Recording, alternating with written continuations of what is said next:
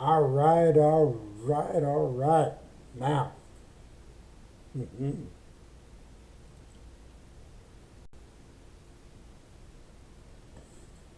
yo, here we are again. Another stream with your boy, Top Gamer Pro. Multi stream on Twitch and on YouTube. That's right, that's right. Now, what I'm saying is we have a lot to talk about. And what I mean about discussing about changes, okay? Now, for what most of you know, okay, already, um, what I mean by changes, okay, we have a lot of changes right now that are currently going on as we speak in the industry today. You have, hold on. Now, what I mean by changes right now going on in the industry is we have Asha Sharma who has been cleaning up Xbox. All right, they have already removed the studios. They have already dissolved partnerships. They have already um, since moved on as far as doing that now. There's a lot of changes coming to Game Pass. They have restructured, or they have not restructured Game Pass, but currently they are working on that. I have been seeing a lot of changes coming through the industry so far. I have been seeing a lot of things happening now. So, she's trying to get more gamers interested to start Be careful on Friday. playing on the platform as we speak. So she is doing that. They are trying to, amongst other things, trying to make things, better. They are trying to get things set in other ways. There are a lot of things that currently that they are working on. Gears E Day coming out in October. You have that release of that going on. You have Call of Duty Modern Warfare 4, which is coming out October 6th. So you have that coming out as well. I forgot what was coming out October 23rd. So if somebody can remind me again what was coming out October 23rd. I know that was going on. The fact that Game Pass has been lowered twice, which is awesome. It's nice to see that that she is cleaning things up. That she is really trying to do her best with everything. That she is not. She is not ignoring the big problems that are there. She sees the mess in front of her. She knows what she's got to do. She knows what she's got to do to get this big pile cleaned up. Sometimes that means having to lay off a portion of workers. Sometimes that means having to sacrifice in order to get things straight. What I like about Xbox so far is the disc to digital program. That is something that they are doing that is really awesome that Sony is not doing. Sony, however, they are just dissolving disc-based games completely, which I really think that that's ridiculous in a way because you're just scrapping all of these games that for years you guys made instead of trying to figure out a way for gamers to still have those games that for years people have collected. For years people have invested in them. For the longest time, these are people that have spent their hard-earned dollars on your product, Sony, on your stuff, Sony. Why aren't you noticing that? Oh, wait, that's right, because you're greedy. You're greedy, you're selfish, that's why. Because it's only about your bottom dollar at the end of the day. You don't care about the people that actually put you there. You don't care about those ones that have put you in that position in the first place. You are not the biggest player because of the fact of just your company alone. You're there because of gamers like me. You're there because of viewers that come into this channel that invest in your product. That's the reason why you were so popular, Sony. That's the reason why you are still selling your games to this day. That is why your systems are in the 5th generation that they're in. It's because of the gamers that invest in you. The gamers that continue to be loyal to your product. The gamers that continue to spend on your product because they expect quality and they expect to get what they pay for. But I'm here to say that we should not be attacking each other because the thing of it is, it's the corporate greedy bosses that are the real enemy here. We, each other, gamers, we are not the targets of one another. It's Sony, the heads of Sony are the ones that are making these choices. That are taking our choice that we once had away. That's why everything's changing the way it is. That's why they have to change all of this. Or that's why they changed all of this. Sorry, let me give for a minute. I apologize. Sometimes I get on these angry rants. But that's why everything is a mess. Why? Because they put all these studios, they bring these studios on board and half of them, maybe just a fraction of them, make the games for them. But that's it. And then what? You've had maybe a few studios that pumped out some good games for them? But then after that, they ditch the other ones that don't. And that's the thing. That's the most ridiculous thing in all this. Is after those studios, have maybe pumped out one or two good games, after that it's like, okay, studio, well, your usefulness to us has ran out. Go ahead, pack your bags, see who else is going to buy you. It's either that or, they got to find some money for their own startup to get themselves back out there and start up again on their own.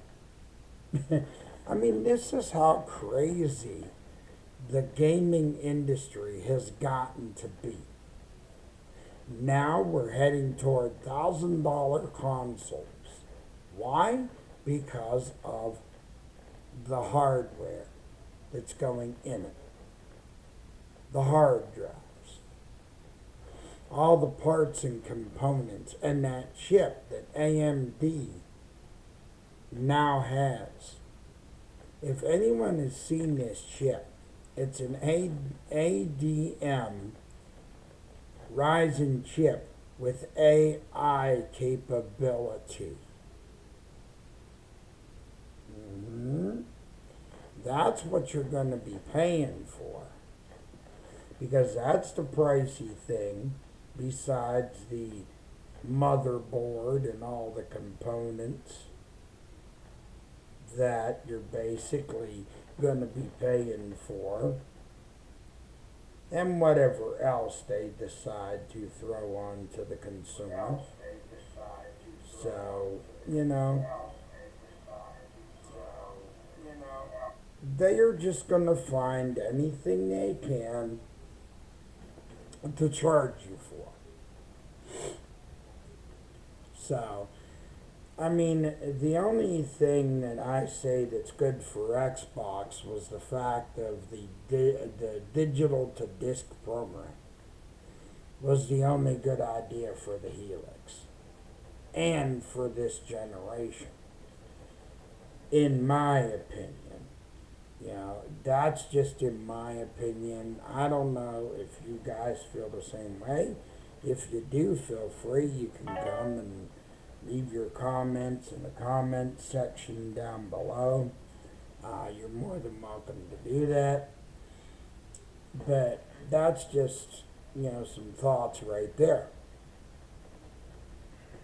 And of course, I went off on a bit of a tangent there, but also too about the Sony side of things. Honestly, when it comes to the Xbox side of things as well, $12,000 for the Helix. Honestly, I have my Xbox Series X, and for me to still be able to stream on that and still enjoy that, I'm getting hours of enjoyment out of that thing even still.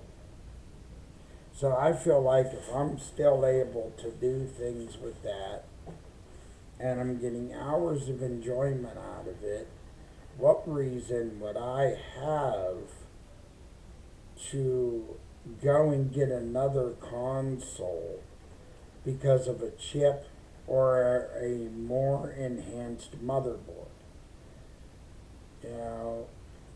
Yeah, you're offering extra things for it, but at the end of the day, why would I do that? My system's still getting supported.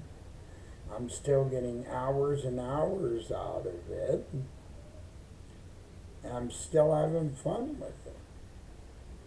So why should I stop? Or why should I upgrade? I mean, these are just, a few things here that I look at. Now, here's another thought too, that they are going to find out eventually that the people that are going to be able to afford it, they'll see, because those are the people that will be able to invest in it or pay for it. So, truthfully, sorry about that, chat. When they see the metrics and the numbers, that's when they're going to realize, the ones that have actually bought it and the ones that have actually paid for it, when they see those metric numbers, they're going to be like, okay, now we know the ones that have invested in this thing. Now we know the ones that have actually taken and have upgraded and the ones that haven't. So, honestly, the only thing I'm looking forward to is the games that are coming out now. Is what I'm looking forward to. But what I am truthfully also looking forward to is I am looking forward to seeing how much Xbox is going to prove that after this cleanup and after all these changes, how much is it going to make a difference? Are we really going to see a new Xbox? Are we really going to see a new company? Is it really going to be different? Or are we in for more of the same? Because the thing of it is, with the digital age already in effect, and the digital age was already partially in effect before it started to happen in the gaming world. Because if you think about it, in little ways, you already started seeing things switch for the digital age. Like, you already started to see music, DVDs change. Like, where do people mostly watch their movies at now? Like, you could pull up a movie on your TV now because you have the on-demand, you got Netflix, you got Hulu, you got Peacock, you got Pluto, and many other viewing apps where now you could simply sit there and do that and watch your movies and watch whatever you want. You got your entertainment right at your fingertips. So when you have something like that, it's so easy to get your entertainment that way. The only thing that you don't have that way, that is not fully integrated, is gaming. You know, gaming is not fully integrated, but now it's going to happen like that. So this stuff was upon us in one way or another, that it was going to happen, but it was only a matter of time that it was going to happen. But I want to see how much of a difference this is going to make. I want to see if, for gaming, if this really truthfully is going to be a good move for gaming. Because like they say, not every decision that you can make benefits everyone. And think about how long gaming has been something that you could either play on disc or without a disc. You've had that disc or no disc option for how long? Yeah, I get it that, you know, these companies like Sony and stuff and Xbox and Nintendo, they don't want to pay the cost for making that stuff. But when you think about how much easier it was for the consumer and how much easier it just was to create that, it just was simpler. Because the thing is, not everything would translate well or go well. You know, like, I could see movies, I could see music, but I never would think that they'd do it with a video game, because the video games and stuff, that's a little more of a tricky thing. That's the same as trying to get a video game put into a movie. Surprisingly, they have actually been able to make some video games into movies. But if you notice, even with them trying that, that was also a slippery slope.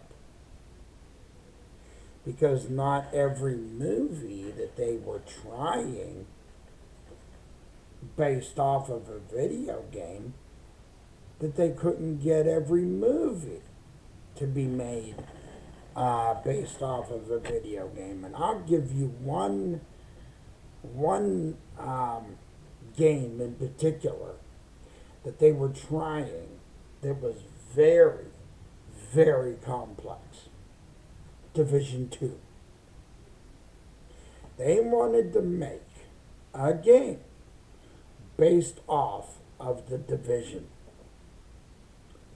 There was this director, alright, and I was watching this documentary, alright. I'm sitting there and I'm watching this documentary, and there was this person asking this director, and this director was talking about how much he had loved gaming. He loved the Tom Clancy Division series. He said he loved the story of how well Ubisoft and Division did it, how creative it was. And he said that he was wanting to include some of the skills in there, a couple of the weapons, and certain grenades and stuff. He was going to have a portion of the enemies, and he wanted to get it together to create a movie based off of it. But he said the hardest part would have been trying to get it to translate from a game to film. So that's exactly the most difficult thing. Not everything can transition from a game to a film. Yeah, not everything they do can go over. Not everything fits. Not everything has its place. And there's this old saying that comes to mind.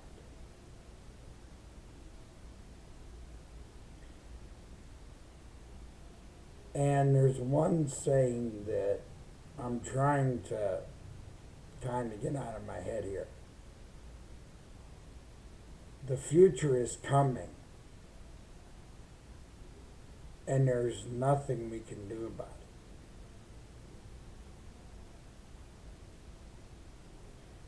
There ain't no way to change it. The future is upon us, whether we like it or not. So, no matter what we see, the changes, the transitions, all the different things going on, folks, it's going to happen.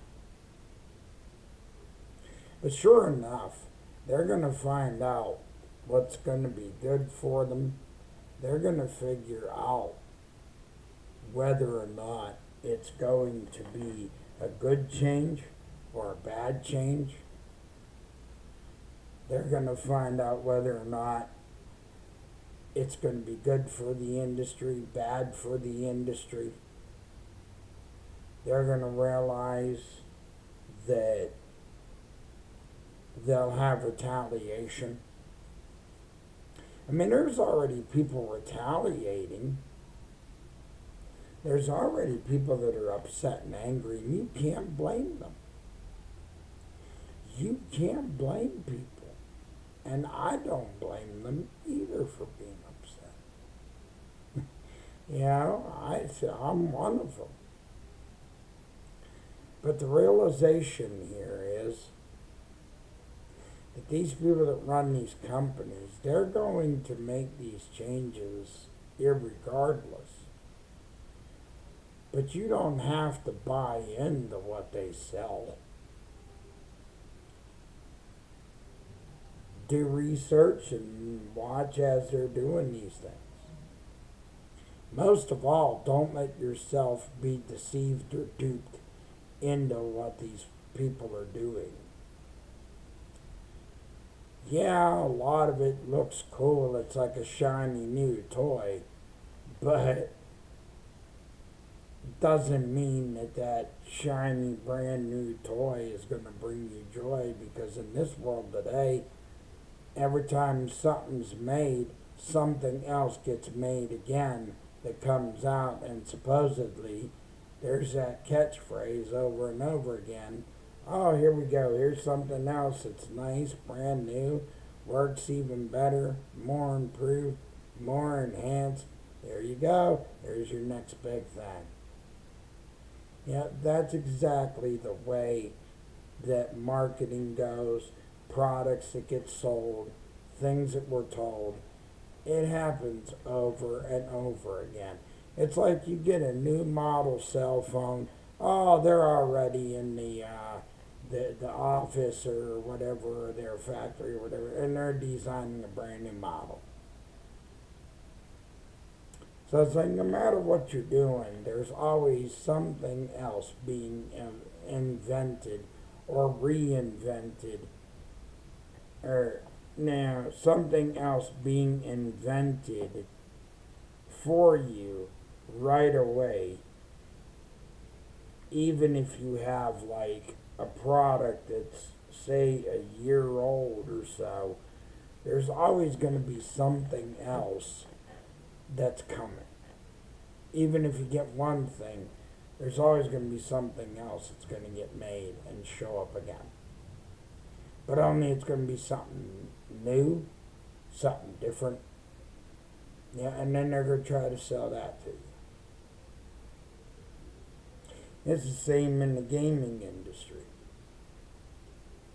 Because they're going to find a new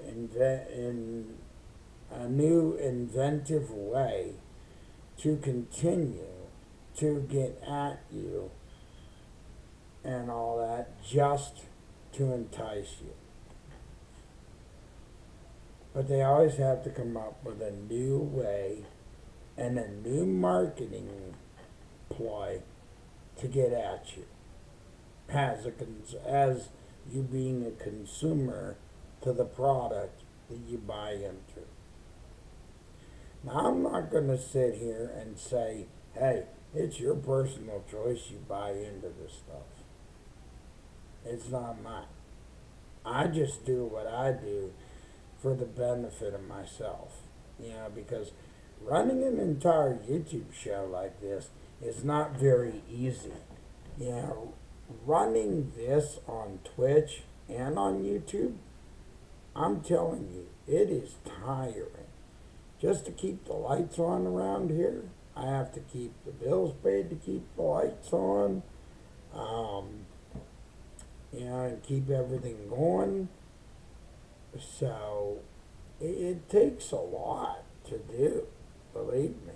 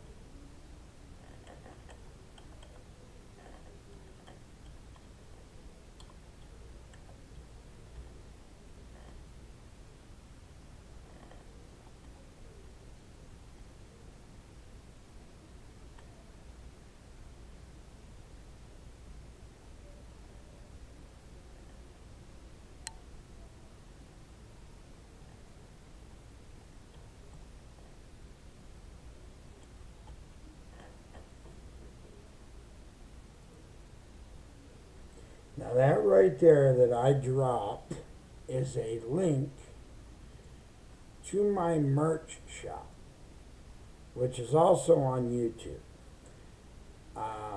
as well. So if you want to check out some merch, feel free, and you could check out some merchandise that I have, which is up on my merch shop through here, through Streamlabs, and it has my logo on it. So if you want to check that out, you can check that out.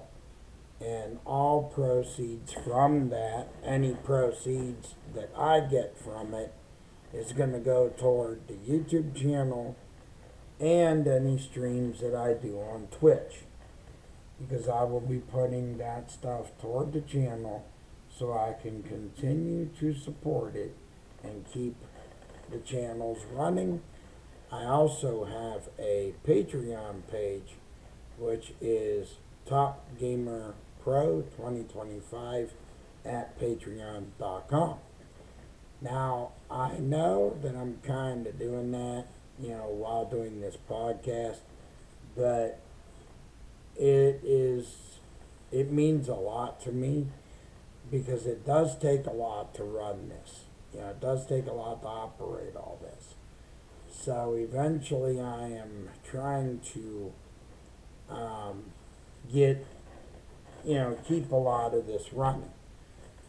Because I'd love to sit here, have these streams, discuss a lot about stuff in the industry, everything going on. Like to talk about games and how I believe that the industry is needing to do a lot better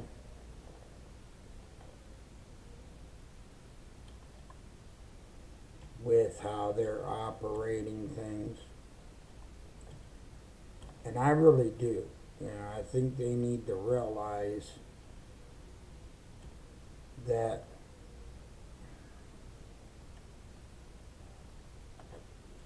but yeah, you could check out my Patreon page. What that basically is just another way to help me to continue to keep the channel running.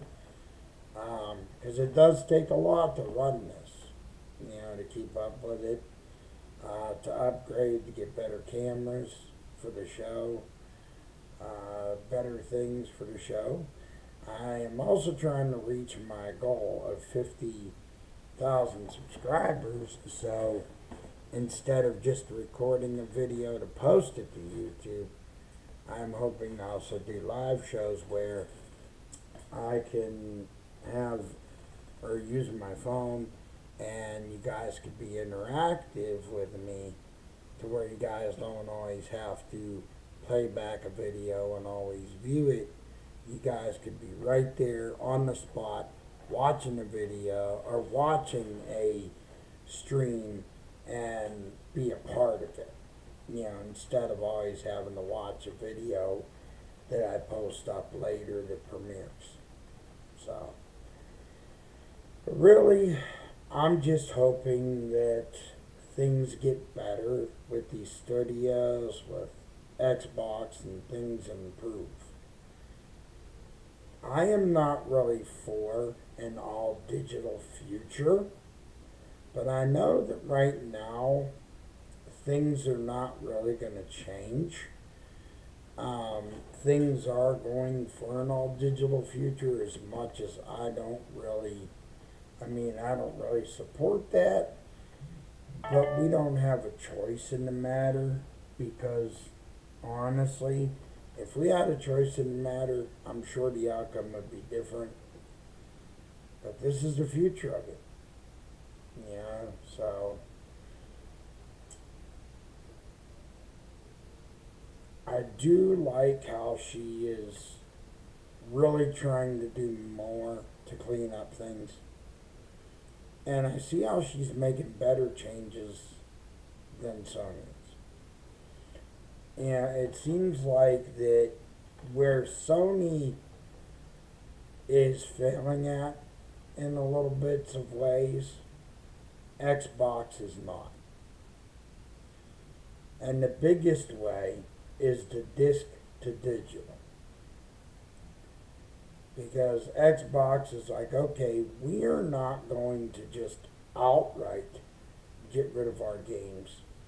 We're going to do the disc to digital so people at least have the opportunity to be able to save their collected games instead of just up and getting rid of them. And that's what I think is great. That's where they're excelling, where Sony's not. Sony is like, I don't care. We're just going to go get rid of these games, regardless of what our fans think. That's just how downright nasty that Sony is. Because they're being inconsiderate, they're being rude and nasty. But that's how cutthroat that they are.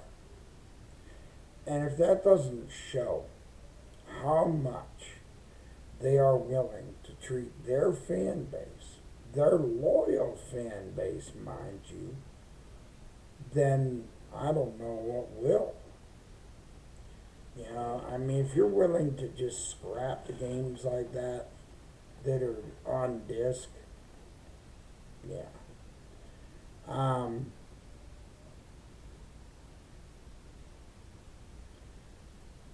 And then just all this other mess.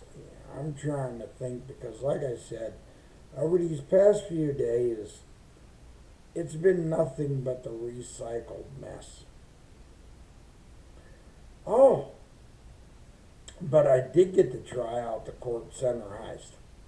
Even though I turned myself into a flame ball. Because I tried to get past the lasers. I tried to do the lasers for the new heist, the Court Center heist on Grand Theft Auto 5 Online. And let's just say I had trouble ducking. I did some successful ducking, but some of the other ducking did not go too successfully, to where I put myself as a ball of flames. So, yeah. I mean, some of it was okay, some of it just, yeah.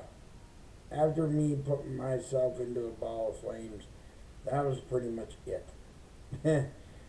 So I just laid there burning as the rest of the people went in, they got into the vault, they stole the art, and then they were able to get out of there alive. Not that I won't take another crack at it or another shot at it. I would love to take another crack or another shot at it. Probably somewhere along the line. So if you guys want to see a video of that for YouTube, let me know in the comment section down below. You guys can let me know. Because I'd love to go back at that heist again eventually here. But I would appreciate the help to fully be able to grow this and keep going so I can keep making this bigger and bigger. But I can't do this without the support of my viewers. You guys mean the world to me. Even if sometimes I feel like I don't know what I'm talking about. And sometimes I feel like I don't. But I sit here and I try my best. Every day I try my best when I'm doing this stuff. So, I wish I could have gotten Grand Theft Auto 6 for myself as a pre-order, or even having money for it for day one, because I know it was something that was in my plans, but sometimes if it's not meant to be, it's not meant to be, which is understandable. Let me see, what else did I want to cover?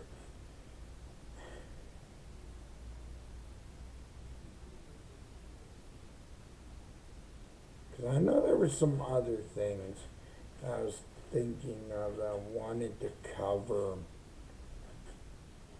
Come on, Daniel, think. Think, Daniel, think.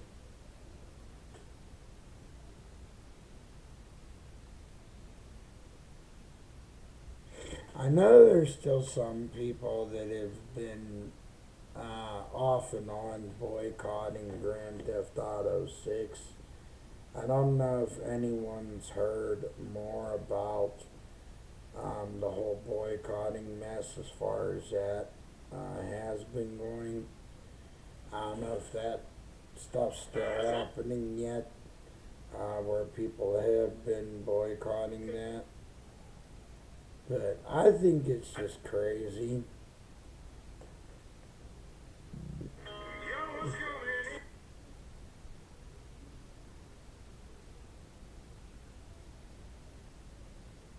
I'm fine.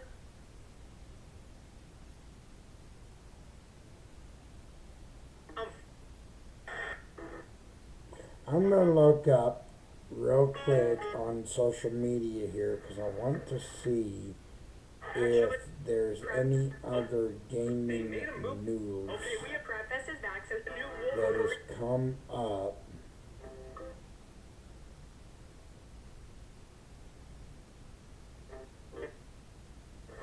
This is the real. So the Sony. AW. Who is?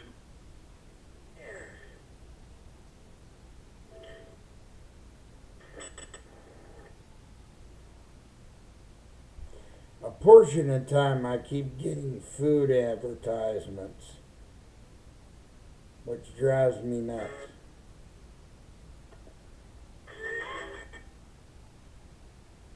Blue Moon. When I want to look for games and I see food instead of that. Okay, here's some information on Lord of the Rings. The legendary world of Lord of the Rings is set to return with a brand new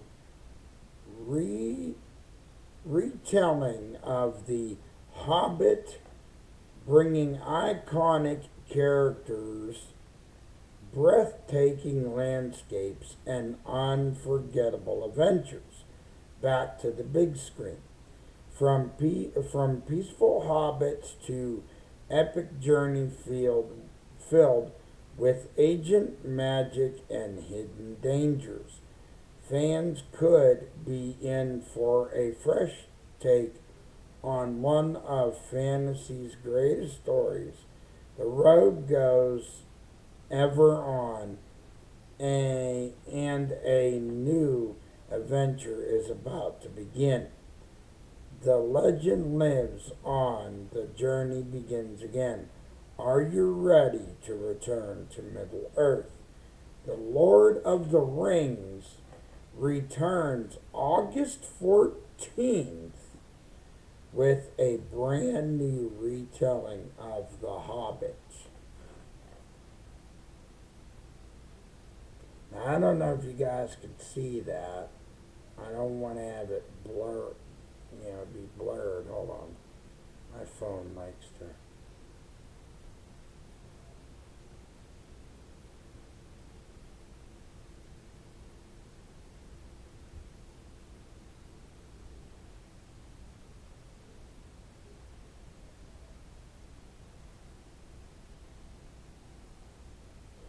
But that's basically a portion of what that is actually going to look like, and that is New soda season is some information on the Hobbit and the Lord of the Rings information right there. So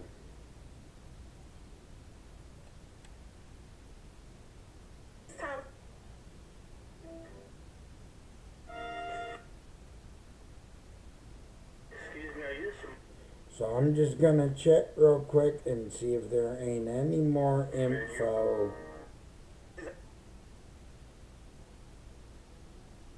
This is actually.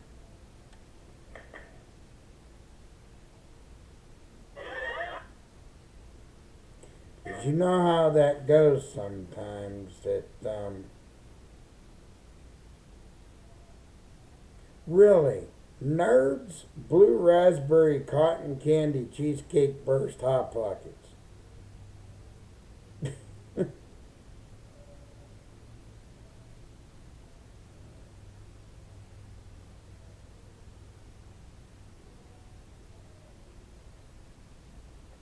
Look at this, folks. The Rings of Power. And they're saying that is coming November 11th, 2026. I wonder what that's going to be like.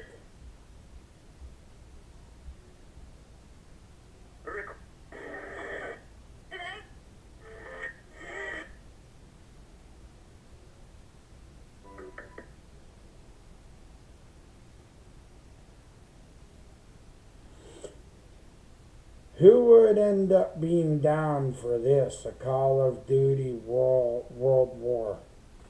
Call of Duty World at War.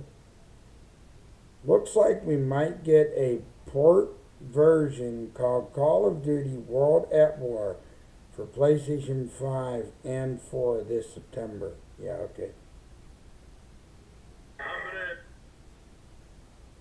Alright. Ooh, here you go, folks. Just when you thought Days Gone 2. Says right here, Days Gone 2 is back, bigger and brutal and more dangerous than ever. The rumors are, recent rumors argue gaming community discussions can embark on a, oh, okay, it's somewhat in Spanish, but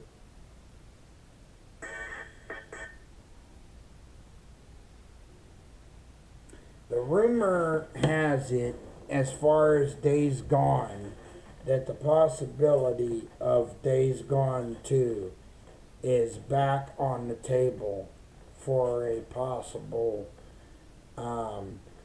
getting it fully finished.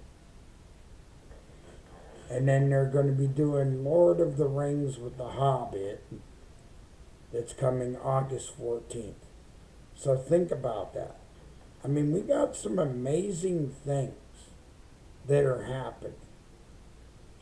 So where we got all this crazy chaos, ridiculous things, or just sometimes we could call them just plain dumb things that occur, we also got all these wonderful, great things that we can look forward to, that we can be happy for, and be glad about.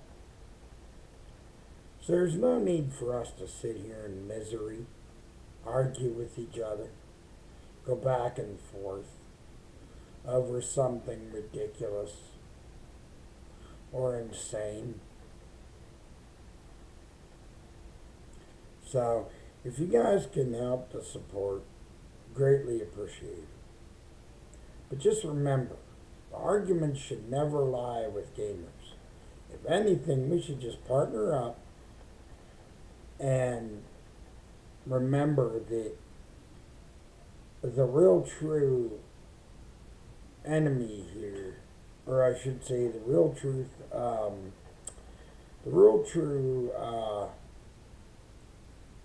issues that happen is because of the decisions made by the corporate bosses of these companies. But most of all, the biggest thing that we should enjoy as gamers is games. Whether they're single player, multiplayer, have friends, team up, run squads, enjoy the games that we got. Because the thing of it is, doing this, besides me being a content creator, a podcaster,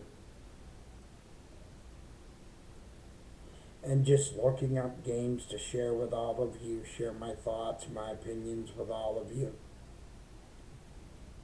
Sitting here and just having an open forum and discussion like this. Most of all, it just helps me a lot. Because I get to also talk about something else that I have loved for 42 years, and that is games. The ins, the outs of them, the stories that have been told.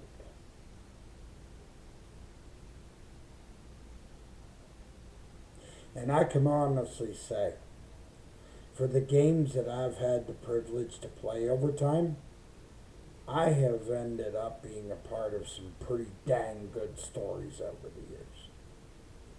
And that's just from playing all these games I've played. And all these stories I've been a part of. From the Grand Theft Auto series to the Call of Duty series, the Division 2, Division 1, Max Payne, Hitman 1, 2, and 3, Hitman Blood Money, from IOI Interactive,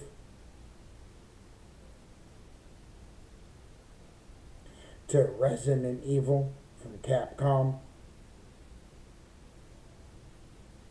All these companies and all these games I've enjoyed, and every last one of them have cooked. Because I played games that were quality. Not only that, when I grew up with just the simple graphics and the simple things around me, if there's one thing that I also learned, is I learned to accept that what you have is what you have, and I learned to be grateful for what I had back then that got me through and at least gave me the entertainment and enjoyment and help start my passion for this. Because otherwise I wouldn't be doing this today. If I didn't have my start of video games early, of playing systems early, I would have never understood. I learned further and further as I started aging and getting older. I learned further and further as I studied all of this. I learned more and more about it. And it grew my knowledge more and just made me more passionate for this. But I never thought I'd be sitting here today sharing my thoughts and opinions with thousands of people across the world and having my own channels that I stream on and that I put videos on and have a podcast on. I never seen myself doing any of this.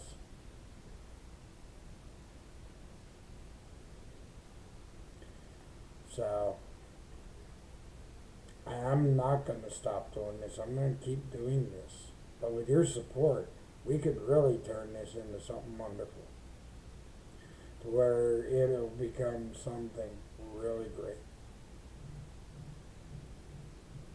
Because every little bit of what I continue to do each and every day, with the support of this community, we could grow this thing. And with the helpful tips that I get from Mag, his community, and many others along the way that help me. Arrow Nation. Arrow Nation is the reason why I have a logo that is Pat A that's up on my YouTube. Thank you very much, Arrow Nation. You've helped me. You've helped me out a lot. And dude, if you can hear me and all that, I appreciate you working on the banner. I appreciate you being there as a brother. It means a lot. Mag, it means a lot for the support from you, your community, even Iron Balls, and many other people that I've met along the way doing this thing. It's been amazing, with everyone that I have met along the way. All of it makes a difference. This whole thing that I started makes a difference in my life now. So what do you say? Let's grow this more. Let's build a community to where we can share our passion for this. Because I ain't going nowhere. Gamer Pro is here to stay. I ain't going nowhere. Because I can only do this with the support of my view. I bumped something. I don't know what it was I bumped, but I do apologize for that. But yeah. So by next week, I'm hoping to, I will get back to Resident Evil 7 Village. Like I said, July 30th, that new DLC drops. So I will either do a video on that for YouTube, or I will do a video on that for Twitch. So I don't know yet because I haven't figured that out. But I will notify people as soon as I know. So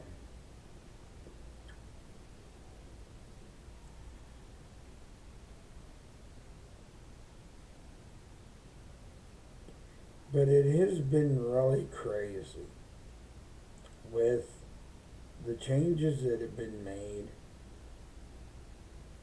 with Asha Sharma and all that, the way she's doing everything. Things are starting to die down a little bit because all that's going on right now is just pretty much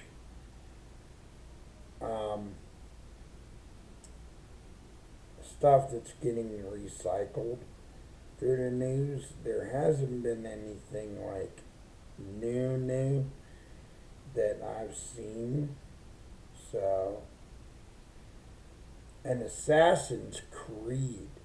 That Assassin's Creed game looks really good. Like, I am surprised at the way no. You know what? I'm not surprised. Because I know how well Ubisoft cooks. So it doesn't surprise me. Not with Ubisoft. Ubisoft and Massive, in my opinion, they are a great company. The people that run it, however, they might not run it well, but when they make games, they know how to make games. So they do cook. I mean, over there, they know how to cook and get those games really done to perfection. Do you want peace or do you want revenge? So I'm not lying on that one, because when it comes to Ubisoft, they know what they're doing. Their games cook. So whenever they put games out, I don't see their games being bad at all.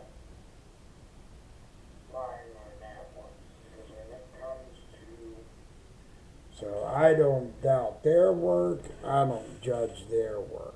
Because when they do what they do, they do well. They don't do nothing halfway. Because if anybody knows the game of Rainbow Six Siege, Rainbow Six Siege is another game by Ubisoft. And Rainbow Six Siege sold very well. So that was another popular title that Ubisoft had done. And I know that sold like gangbusters. Because everybody wanted to get their hands on Ubisoft's Rainbow Six Siege. And a lot of people did. So that was a game that was popular. A game that really didn't seem to gain too much popularity from them was Tom Clancy's Ghost Recon Wildlands. Now, this is one of their classic games. Alright?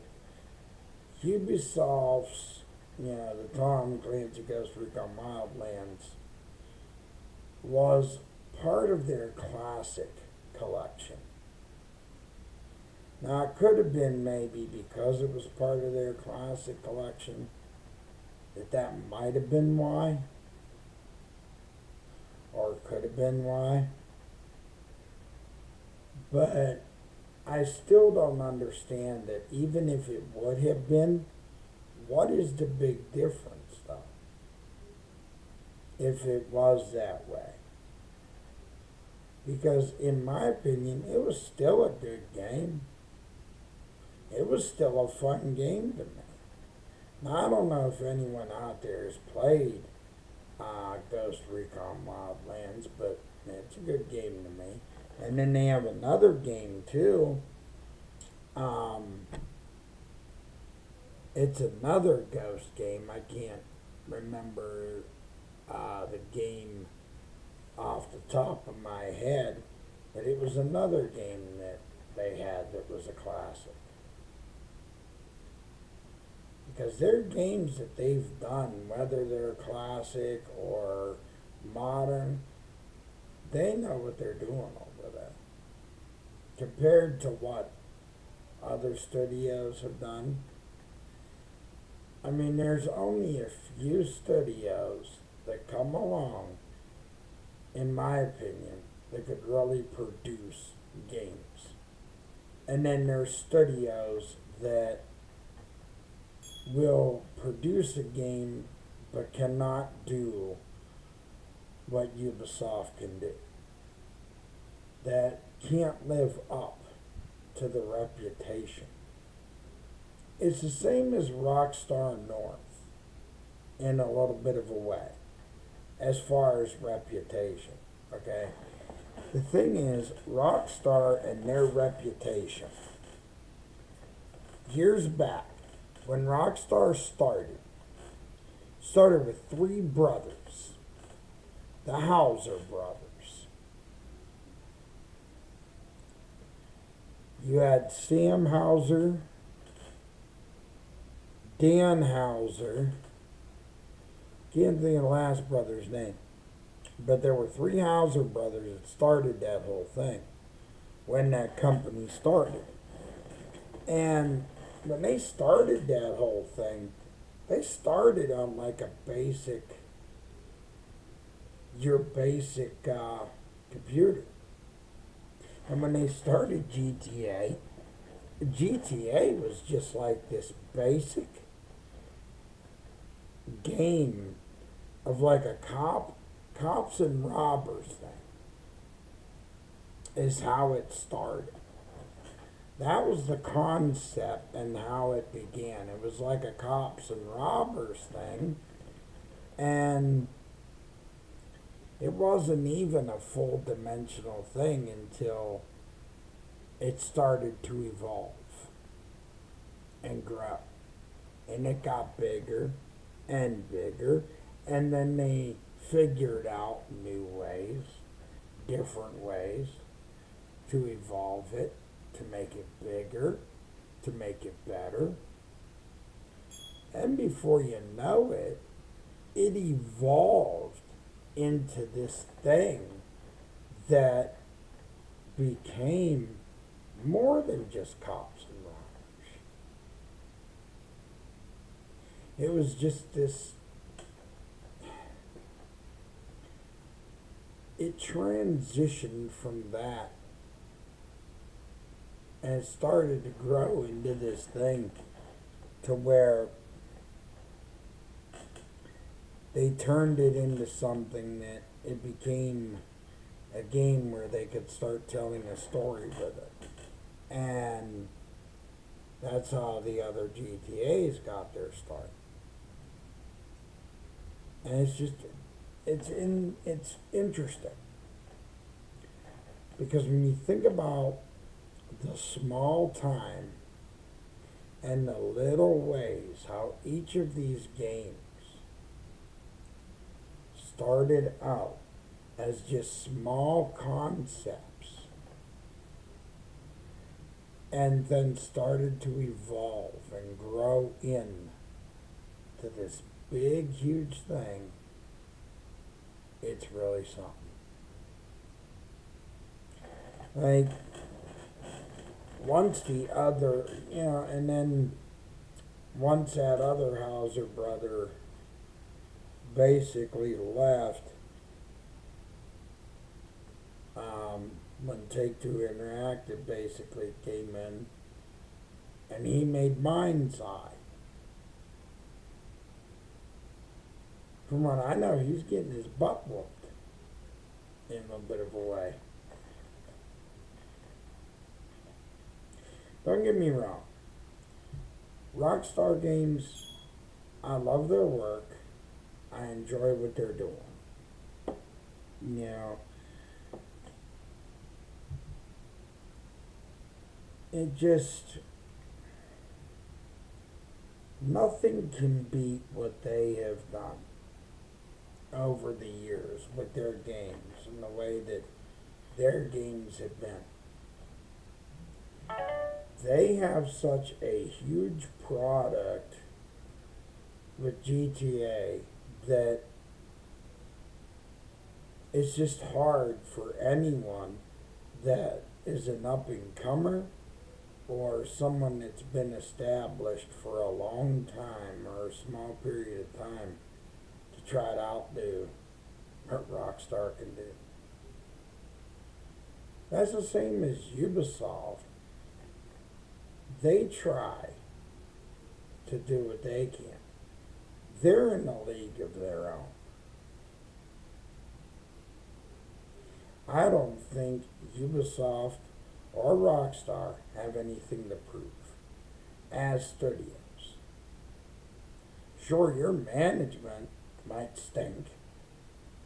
It might stink like stale Swiss cheese, but doesn't mean that, your devs, your people that make your games, it doesn't mean that the people that make your games are bad just because your management's bad. Just because your management smells like curdled milk doesn't mean that your people who make your games are the same way. Nah. The ones that make your games, heck, they know what they're doing. They get in there, they make your games, and your games are so beautiful. Like, you look at it and you could see the detail that comes out, the way that the ambulances look and the vehicles look and the worlds and stuff. And they always come up with new ideas too. They're always trying to reinvent or invent new ideas to add into the stuff. Like they even today, like I seen something. I was on Division 2 today, just tinkering around a little bit, mind you. And I got on there. And supposedly, you know how the wildfires are burning in Canada, right? And we had smoke come down our way, which I hope everyone in Canada, I hope all of you are safe. But anyway, they were adding like a smoky detail in Grand Theft Auto 5. Or no, sorry. They were adding a smoky detail into Division 2. So they wanted to put that somewhat smoky detail into Division 2, and that's what they did. They added the smoky detail and stuff into there. I think that's cool, you know. But, yeah, like I said, the thing is, with these studios and all that, you only have certain big franchises that come along that really do well, that can sell it, that can make games and really know how to impress you in a big way. And then there's ones that just basically flop. But Rockstar doesn't flop. Ubisoft doesn't flop as far as games that I've seen. I'm glad State of Decay is still going to get done, which I know everyone was worried about that one, State of Decay. So I'm glad that that one's getting done. Has anyone heard anything about Senua? Or the studio making Senua? Because I have not heard anything about the studio making Senua. Except for maybe a little bit of some info. So I'm not sure how that's going with that. But, yeah. But when I see, you know, these studios, like, yeah, I tip my hat off to the good ones, you know, that do well, but otherwise, when it comes to the other studios that really don't have it together, not much can be said.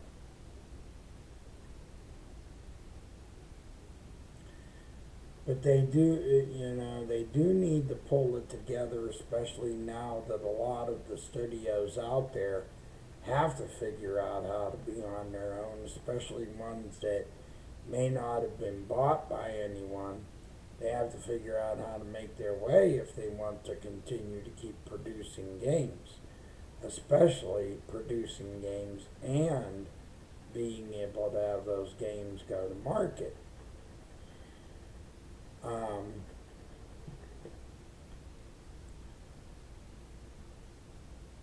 Every time that I hear about studio closures, people losing work, what comes to mind is, how are those people going to support their loved ones and take care of the people that they love? It's sad when you hear that. Because in this world today, boy oh boy, we live in such a tough world.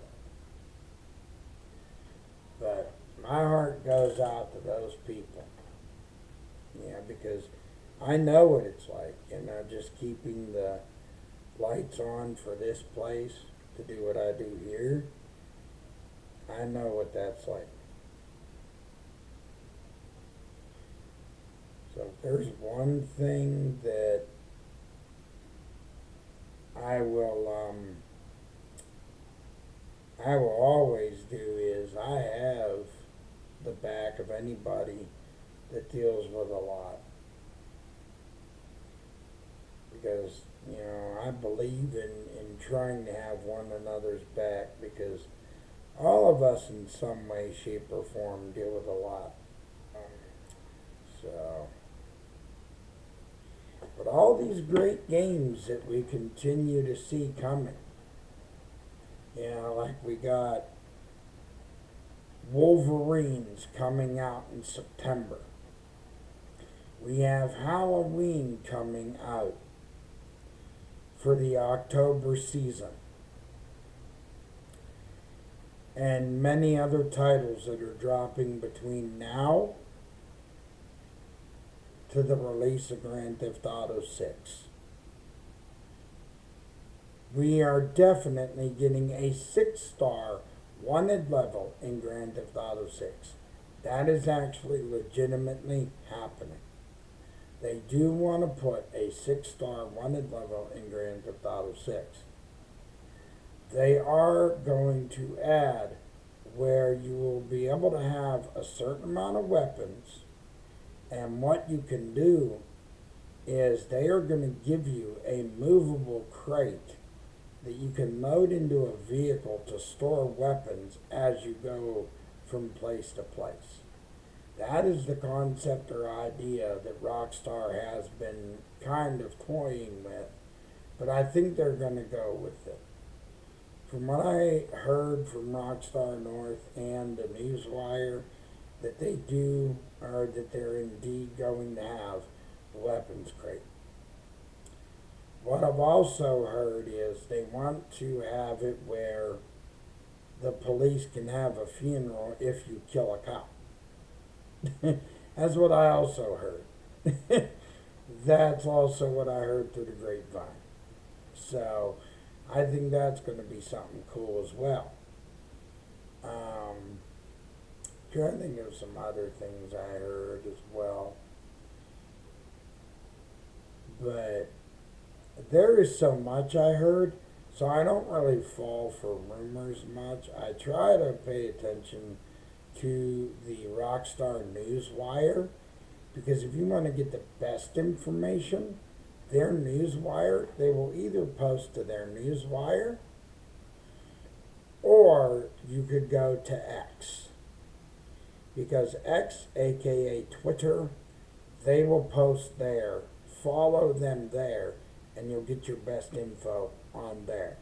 They will post there or the Newswire. Those are the two good places if you want to keep an eye out for what Rockstar says. What I heard too is if you drop a body or multiple bodies, the police will put a crime scene tape around the area, and they'll draw chalk outlines around the person's body that you drop. And then if you don't watch what you're doing, they will track you by the recent clothes you wear. They will get you by your car's license plate and the car you're driving. The pedestrian can even call in a robbery. Now, these are just a few things I heard in the beginning before they started all the stuff now. Now, the third trailer is on the way, so don't fall for it. They did say a third trailer is on the way, so I don't think they're going to reveal that though right away. I think they're just giving it some time, because the thing of it is, the way people are cutting into them, I think that right now they're not going to release it, because right now there's a bunch of chaos and craziness, and right now that's driving Rockstar nuts. Because if there's one thing that they don't like, is when they got too many people that are just not wanting to kind of like lean off the gas pedal toward them a little bit. They kind of have that driving them nuts. So I have a feeling they will drop a third trailer, because the reputation that Rockstar has, they don't like to not have 3 trailers. If anybody knows their reputation, they're usually known for at least 3 trailers with their games. Now they are going to expand the game. Their original plan, from what I know, is they're still going to stay with it. That when they release the game day one, that they're going to release it, but then over time they'll add to it. Because the concept is by 2030 or by 2031, they want to try to make this thing last as long as they can. That's the plan. That was original plan number one. Was their original concept and idea. Now, see, if you notice the way I talk about all this stuff, you could tell that I am a podcaster and content creator that pays attention to the Rockstar Newswire. I am a guy who always keeps up to date on the Rockstar Newswire, on the Rockstar News that way. I don't tend to pay attention to negative press, rumors, or just what other players would say. Because if you're going to get the real true word, it's better to get it straight from the horse's mouth and not from somebody that speaks from the horse's rear. Not trying to be mean to people or players out there that talk that way or speak that way, but the honest God truth is you're better off to get it from the Rockstar Newswire, because that's where you'll get it, and that's where you'll get it legit. You will not get it legit from a gamer that does not know all of the things unless you pay attention to the Newswire. The Newswire is not hard to sign up for, everyone. It's pretty simple. Same as going on Twitter, aka X, and just simply clicking the follow button for Rockstar. Because this is a way you can stay informed when I can't get it to you. Because also, too, I got a life as well, folks. But I'll keep doing this for all of you, because I'm not going to stop. I mean, I love this. So, I will keep coming here, doing a podcast once a week. May change it eventually, but right now it's easier once a week, so that way I can still do what I need to do, because, of course, still got a home to run, a family to take care of. Still got responsibilities, brah. But hey, still got things I gotta do, so. But I'm looking forward to everything coming. Even though it's going to be like a hailstorm or a tornado, it's going to be going through the gaming industry. But we just got to handle things the best we can. We got buckled down, we got to hold on tight. But let's enjoy what we have in our libraries. Let's enjoy those games that are still there. The ones that we've been holding on to for how long now. But I can also say during all this chaos, there's no time like the present to go through your backlogs, see what all games you haven't completed yet, check those out, play those, get your time in on them. Try to get those done and accomplished while we are waiting to see what is going to happen. Because there's no time like now to just get yourself prepared as time goes by, and this is your time to just enjoy some games maybe that you haven't played for a while, games that maybe you haven't picked up in a while, maybe games that you just haven't got out of your backlog and played. What I'm doing is I'm just trying to switch up, do variety games now that I do Twitch and YouTube.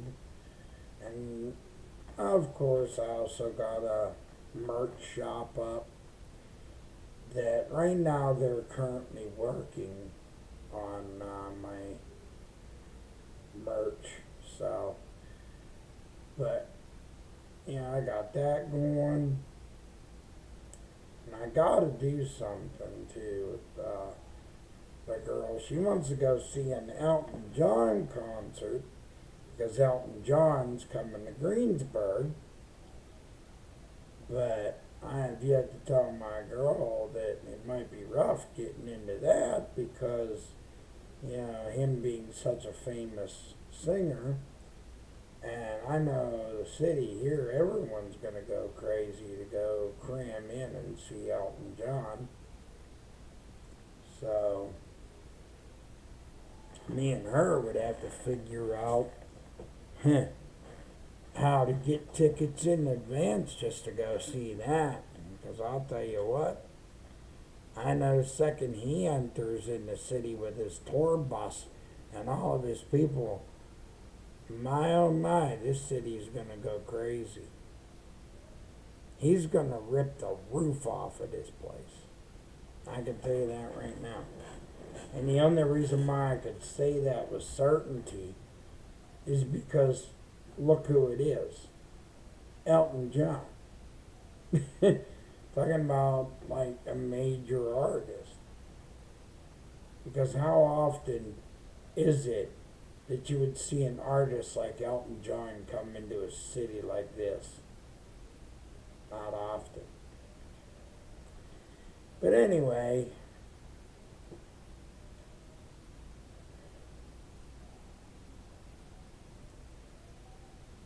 it's just the same recycled stuff. And I don't want to keep beating a dead horse. And I don't want to keep picking on the group of ponies. So I can't see myself doing that. But honestly,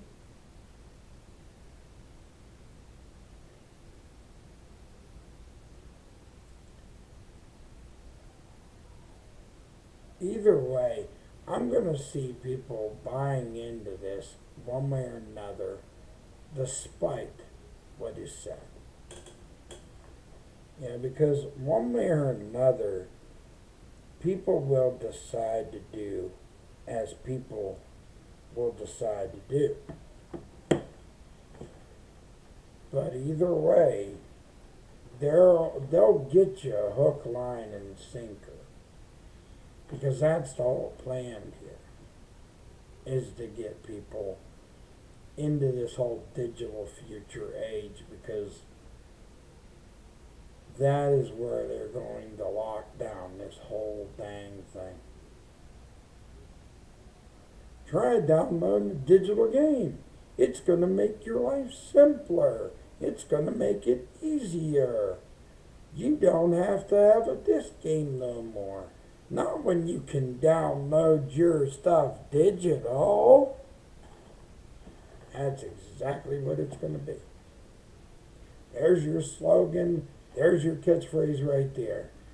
Download digital games. Your life will be so much easier. That's exactly what it's going to be.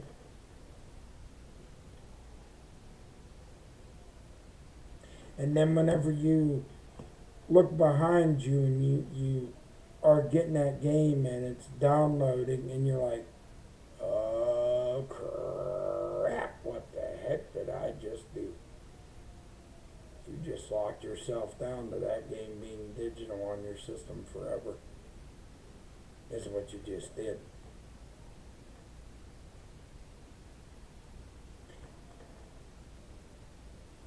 So that means no backsies,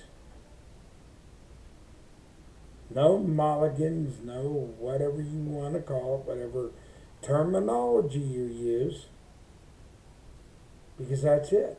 You're done. You bought into the digital future. You're basically in the digital future. I can tell you right now, that I've downloaded games digitally and really don't make my life easier.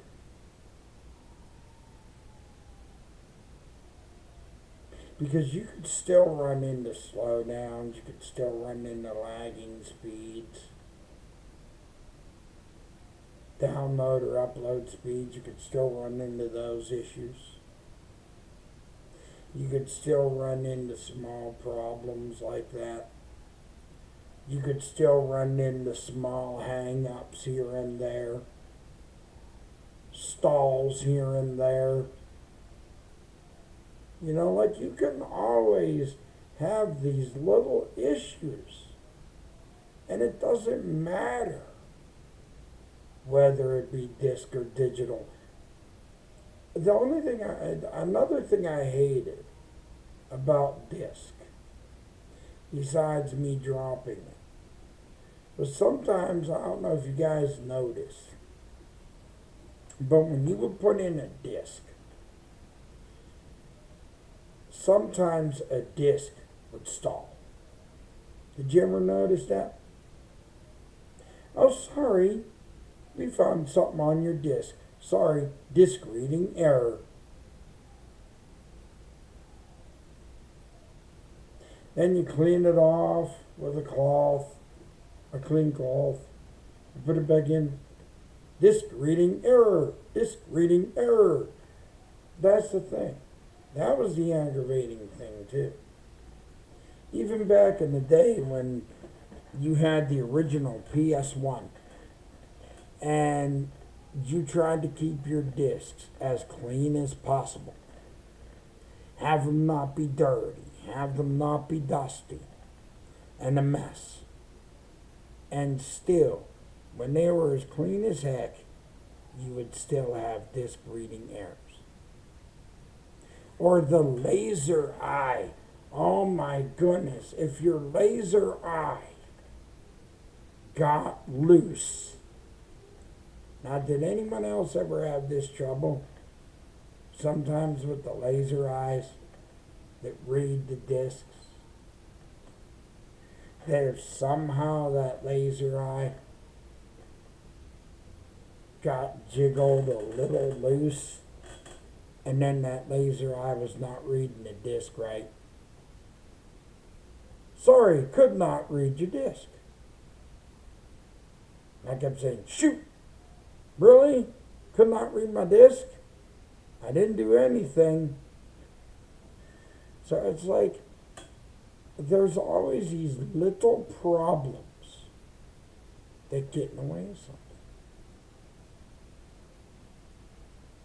So, you know, there's always going to be these little flaws or these little issues within something.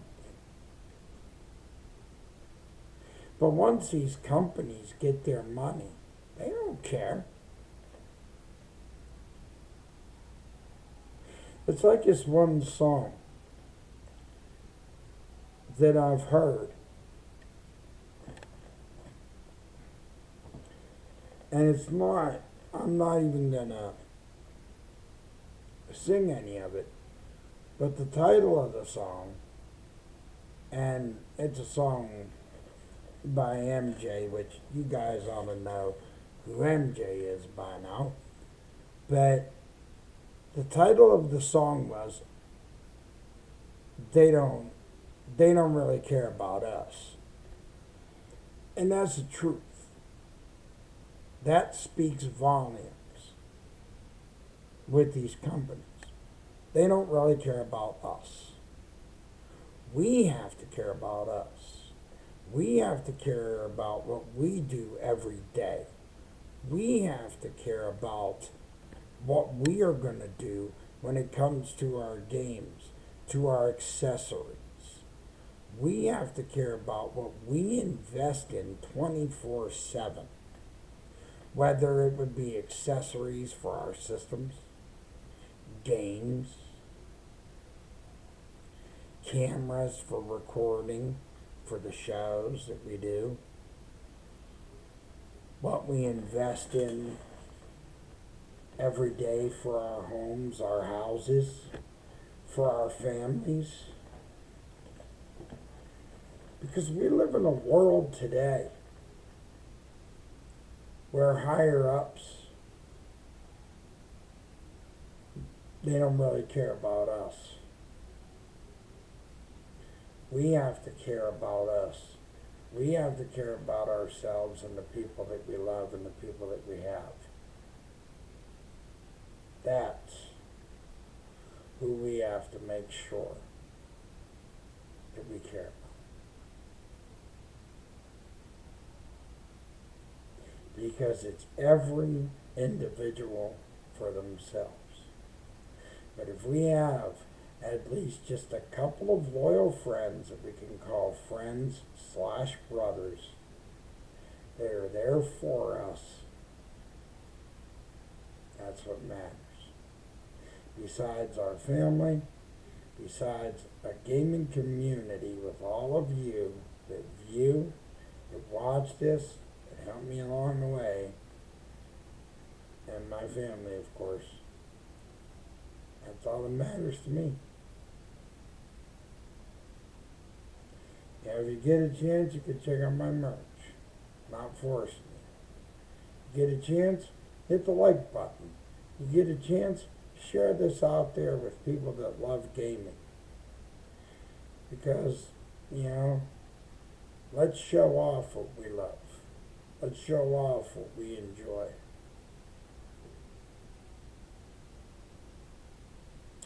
But,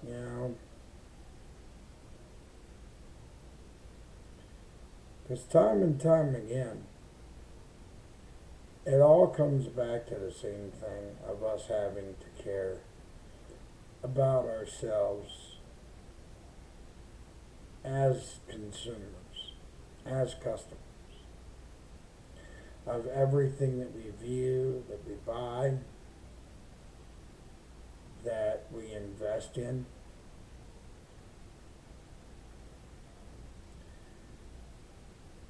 And I know myself, and probably a lot of you, do the same thing too. Because you understand about being careful, especially when you have a lot to run, a lot to manage, a lot to do.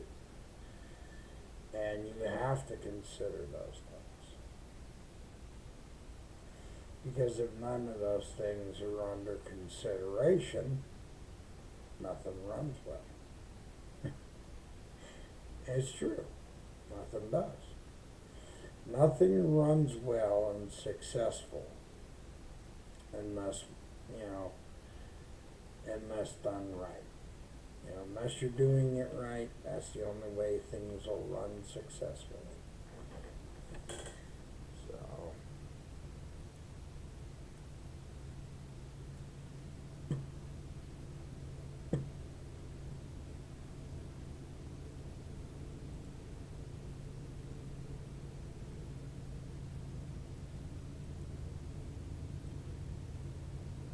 I was just double checking on some things. I like to keep track of stuff. But it is really, really amazing how everything has stepped up. And it's like today, I swear, when I was sitting there on my console today, before I started doing a bit of a stream, that I had this update before I started Resident Evil Village, and the update that I put in, it seemed like it changed graphics of things and made things look better. Like a lot better. Which I thought was kind of crazy. It made me think of what they really added. Now I noticed that they updated the dashboard. That they made the dashboard look even better. That I took notice of. That they did that with the dashboard. They improved the dashboard look. and they made a change as far as that goes, which I thought was pretty interesting that they managed to do that.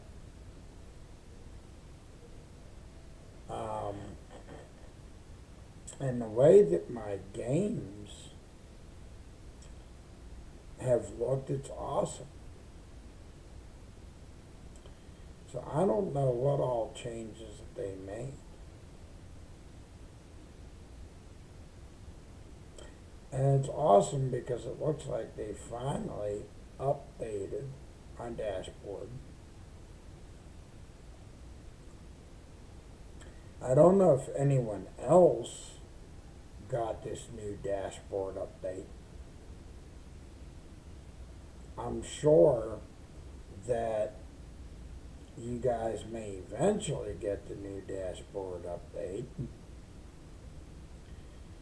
It'll probably drop for all of you soon if it hasn't yet. If it has dropped for you though, then that's awesome. But I have a feeling it should be dropping for other people as well besides me. So I was glad to see it. I mean, don't get me wrong. It was awesome to see that they finally dropped that dashboard update.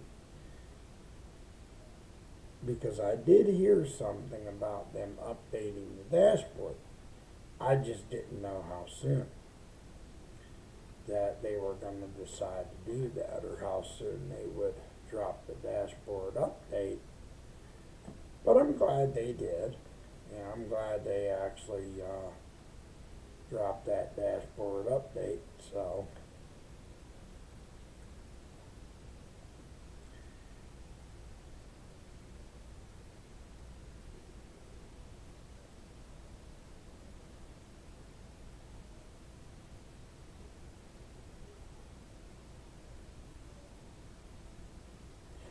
and then at times I've been tinkering around.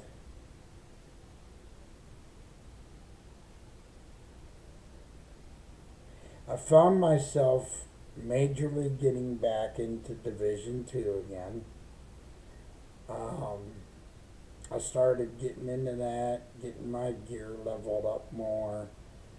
Started getting to a point where I started raising my numbers in my gear, readjusting armor, changing out weapons, playing that a lot more. So I found myself getting back to gaming a lot more than I have before, which is awesome. Yeah, it feels good. I could say this for myself, that it feels good to be a gamer again. It feels good to be able to be back to that, but it feels even better to be putting it on platforms. Whether I'm putting it on YouTube, I'm putting it on Twitch, I love doing this. Because this is what it means to me, to be able to do this, to be able to put it up there on my channels, both of them, and just different games at that. Like I downloaded Warzone today. I downloaded Battlefield 6 again. I want to be able to run those two. I got to run more races in Forza Horizon 6.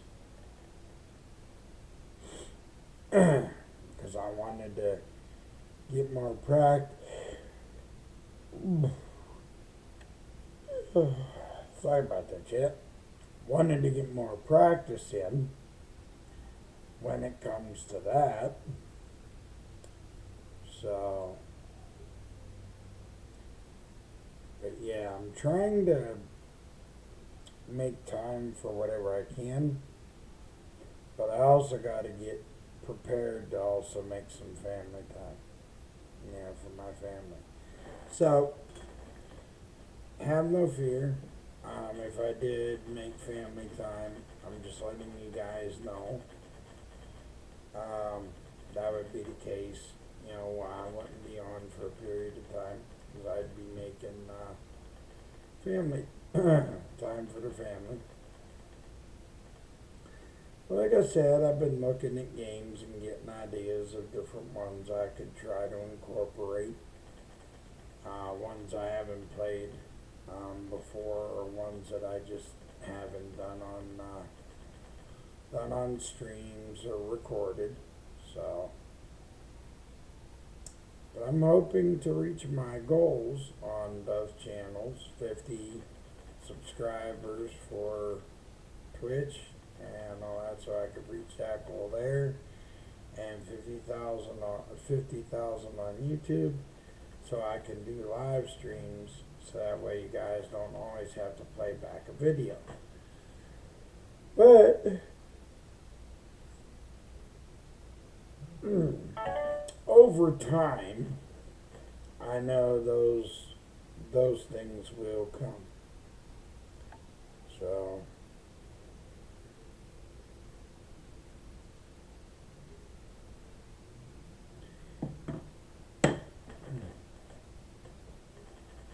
but I do know that over time, as these changes are coming, some will be applied slow and some will be applied quickly.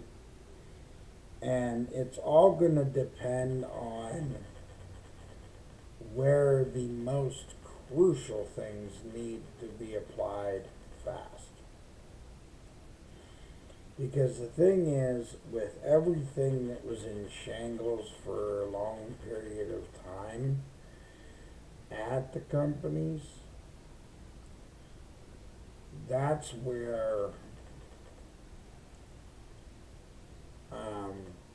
Asha Sharma is going to know what to do. But you'll start probably seeing these changes over the next few months, probably. The biggest amount will not be implemented until next year, like I've said. But you will start seeing them. So,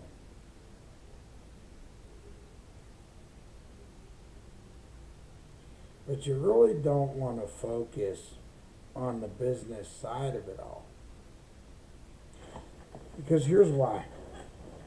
I'll tell you why you don't really want to focus too much on that chaotic mess. Every now and then, it's nice to be informed. But when you dive too much into it, a lot of what's going on can take you away from the true meaning of all this. And the true meaning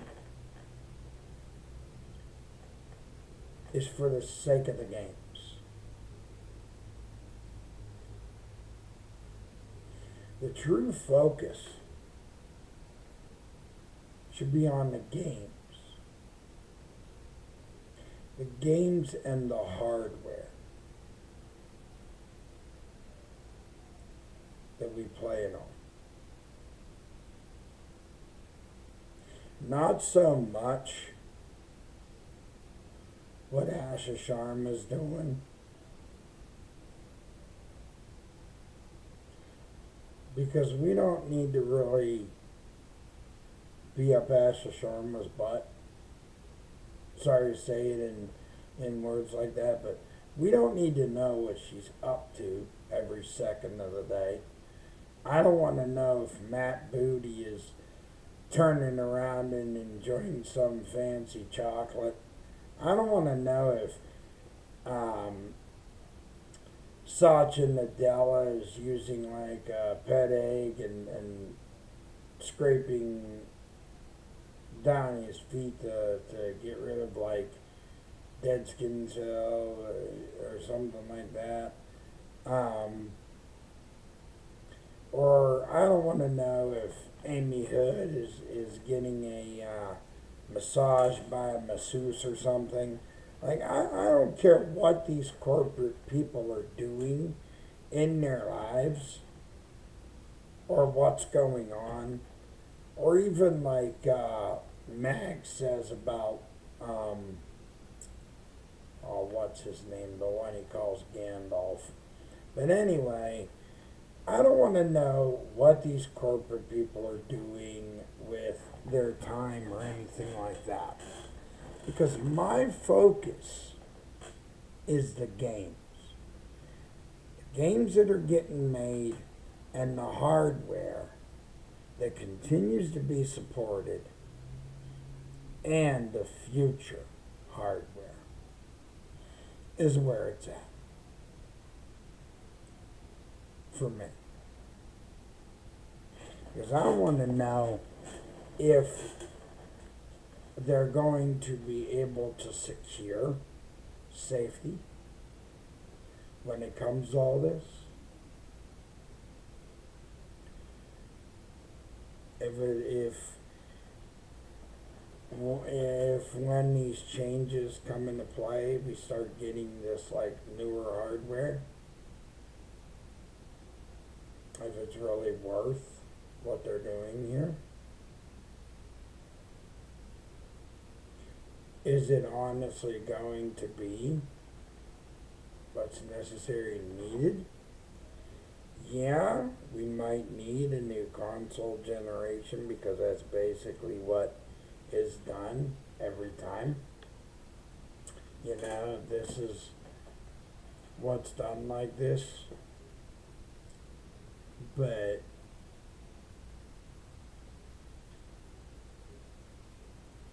for me, it's mainly about the software, the games. It's always been about the games for me. It's always been about the games being better, the quality of the games being better, the games needing to be improved. And if you're going to go digital, these games need to really be improved. And if you want to use cloud servers, well then you better make sure your cloud servers are as secure can get. And I'm not talking about wrapping it up with a wet blanket. I'm talking, you better make sure that these cloud servers are not going to have any glitches, and make sure that you can minimize your risk of failure with these servers. Don't just say, oh yeah, cloud gaming is where it is. Cloud gaming is going to work out well. Glitch free, no problems, no issues, no disconnects, no lag. You know what the truth is? You could sell me on all those words every day. Why don't you just put those words into a bowl of alphabet soup and try to sell that to me and think I'm going to fall for it? Because if you really think that I'm going to fall for words like that in a bowl of alphabet soup, and you think that that's going to hold weight with me, no, it's not. Because the truth is, if you cannot secure those servers, if you cannot prove to me that cloud gaming is going to be secure, well then you know what? You ain't going to have a worthy customer trusting cloud servers. Secure those cloud servers and make sure that it's going to handle weight. Because if you do direct a bunch of people to cloud servers and you get a bunch of people on those servers, what is going to guarantee your servers won't collapse? Tell me right now. The truth is, Satya Nadella, you got to show people that your servers are not going to collapse under the weight of at least 2 million to about maybe 3 million people across the world. Because you are going to have a good bit of people that are going to be trusting these servers. They're going to rely on you to secure these servers when people use them.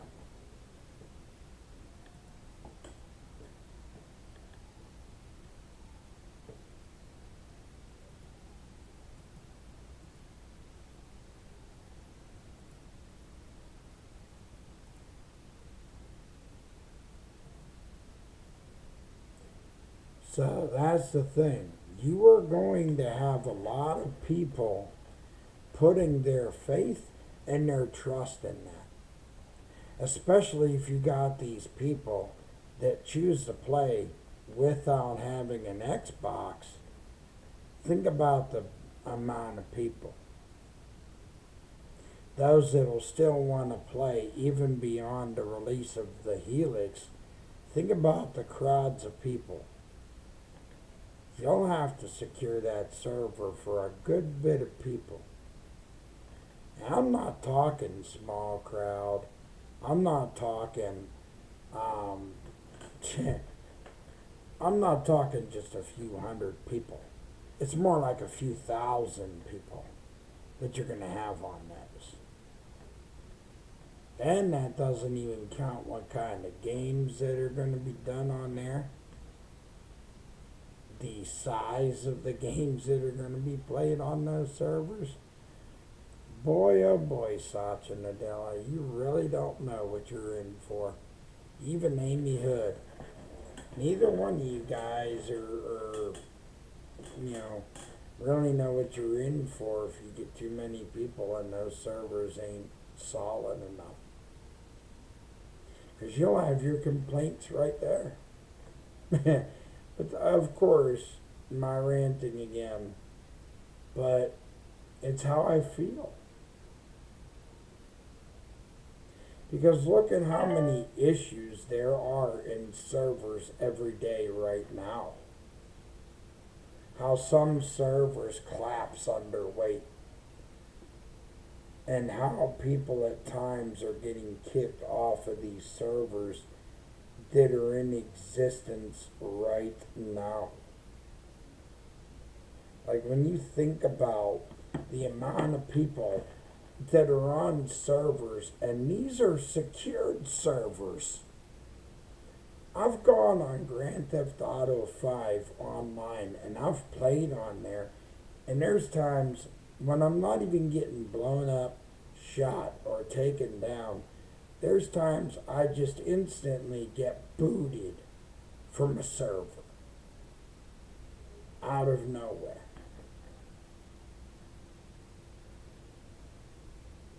And I'll get an error message. Oh, sorry, you lost connection. We're going to have to remove you from the server. I'm like, really? I say to myself, I'm like, this is a bunch of crap. Because I get so mad. It's like, and they've done it to me in the middle of a mission. And I'm like, seriously? You're going to pull me offline? I'm in the middle of a mission. But just because your server is acting like a fool, you're going to pull me off right in the middle of an important thing. And I say to myself, I'm like, you're an idiot. Like, no, that's the way I get sometimes. Like, I don't know if you guys ever had server frustrations like that, but I'm telling you, God forbid, I've had them too many times. Yeah, and it's worse whenever you're in the middle of trying to do something and you get yanked off of a server. So, that's just a little bit of food for thought as far as that subject. So they better make sure that whatever they do for us as customers, that they make sure they secure everything. Like they should just overall secure what they can. Run security updates, run security software, have all their bases covered. Because if they don't, they are going to have a crap ton of complaints. I could tell you that right now that they will have complaints out the wazoo if they do not get themselves ready for this. Because it is going to be a hailstorm of complaints if they don't get ready for nothing, for any of this, truthfully. I've had more success staying connected to a wrestling game with a server, truthfully. But, yeah.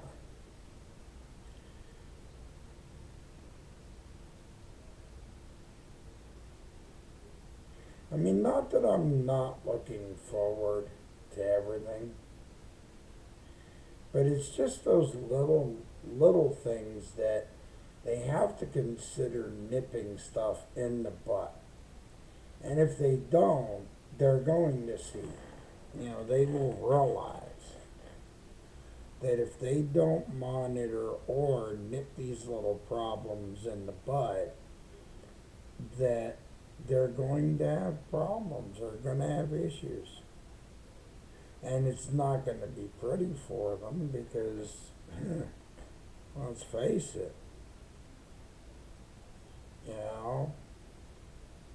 it's not going to make for very good reviews because there's going to be people out there attacking the credibility of Xbox the second that people see that they can't even handle their own servers. So,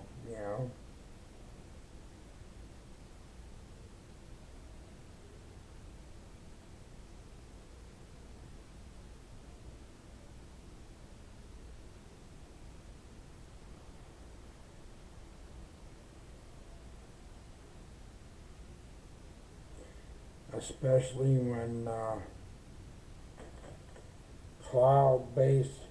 cloud-based gaming may be for some, but not for everybody. I can tell you that right now. You might have some people that may be interested in cloud gaming, but I can tell you right now, not everybody would be. I know I wouldn't be. I don't mind running things just the way they are. That's just me personally.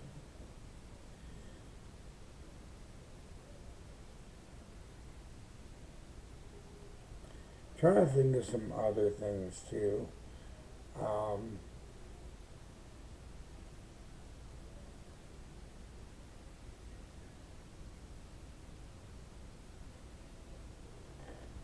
trying to think of some other things I know I wanted to cover.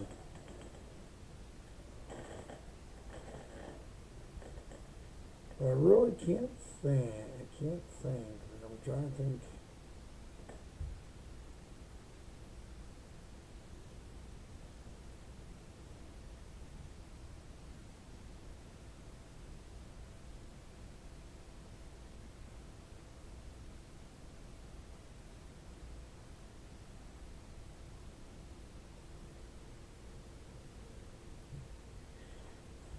Trying to think because I know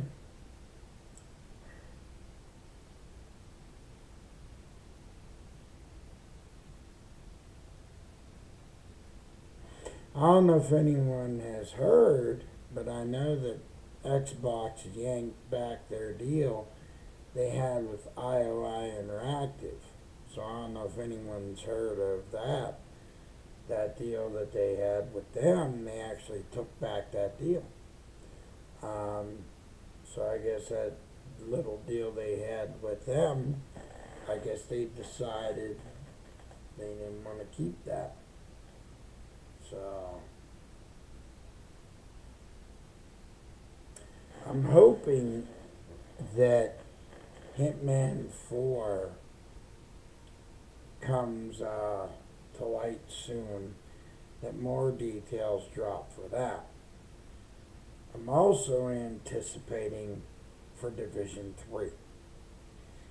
I have been hearing more details But a lot of the details right now, Ubisoft and Massive have kept those details very vague. So they haven't said a lot right now, which is pretty much their style. They're not really going to say a lot, I don't think, because they are waiting to say more. So that tells me they're still in the biggest processes of working on it. And they haven't said nothing about an actual date yet. So they haven't confirmed a date for it. As far as a release year, I don't think I even heard anything about a release year either. But what I heard is it's gonna be in New York City. So we're gonna start in New York City. We'll get newer missions with it, and that's where it's gonna begin. And it's gonna be newer story, some newer stories. But we're still gonna have the old twist of being in New York City. So in other words, they want to continue from where the story left off, but with new missions and some newer stuff in New York City. That's what I've seen from articles and previous things from the last time that I've caught up with it. Ever since then, though, haven't heard nothing else. Hitman 4 was doing well. They were basically in full swing development at the time that I got the article. But I also heard something else, that Hitman 4 has been now put on the back burner, because the reason why they put it on the back burner is because currently they are making a 007 2. Now they haven't released too many details in reference to 007 2. I had seen one article featuring 007 2, but I have not seen any more since then.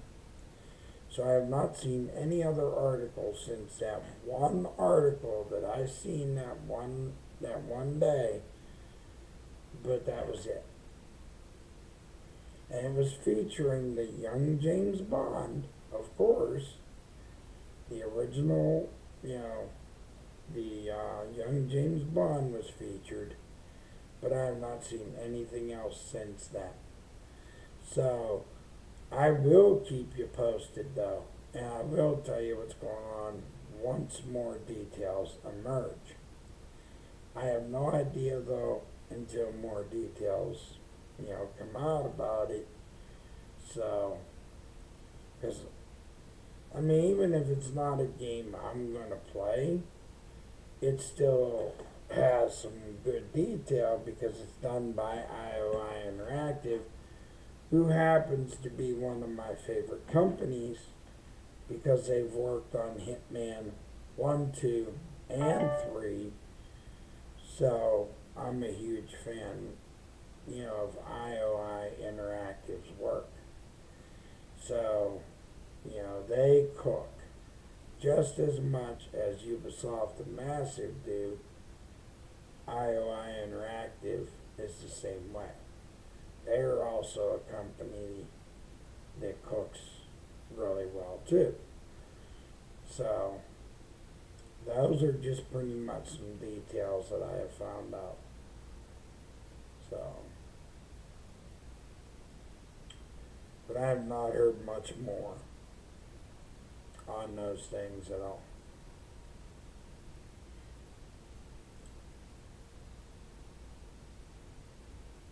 I I've also heard details, and I've been seeing a lot about another Ninja Turtles coming, The Last Ronin, was set for either 2028 or 2029, but I have not seen an actual date to go along with that, just a release year. So,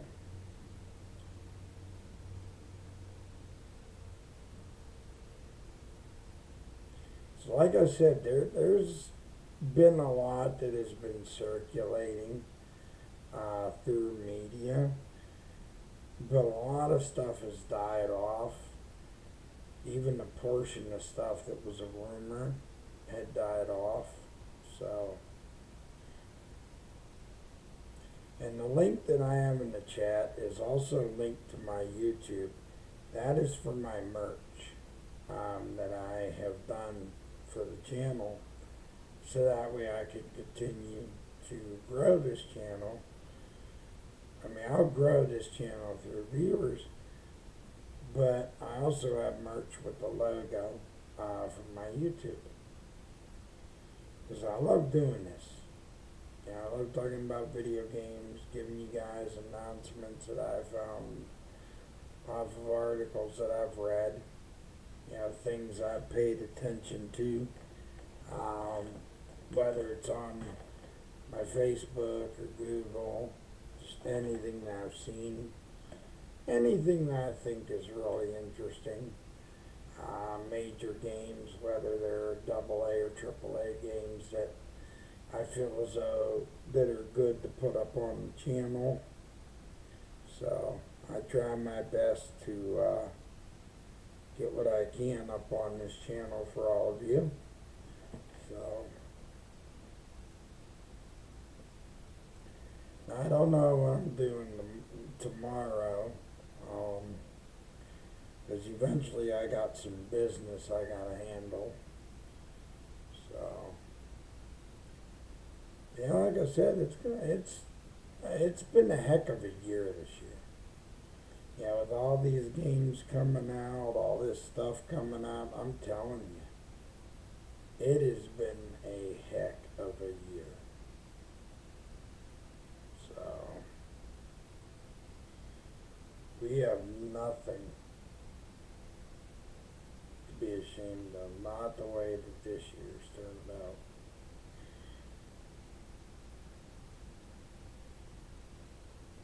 I have just been so happy since I've launched what I've launched, the merch shop, my Patreon, and building these channels up, being able to stream these games,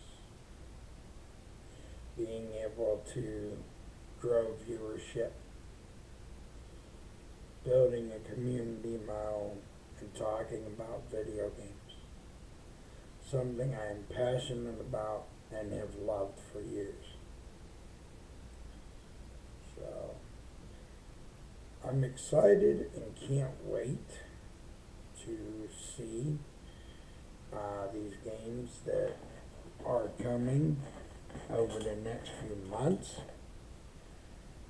Hopefully, things get better. Hopefully, we hear more on Division 3. Hopefully we hear more on 007.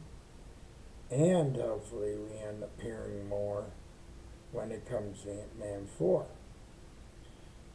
Because in my opinion, I never thought they were going to make Hitman 4.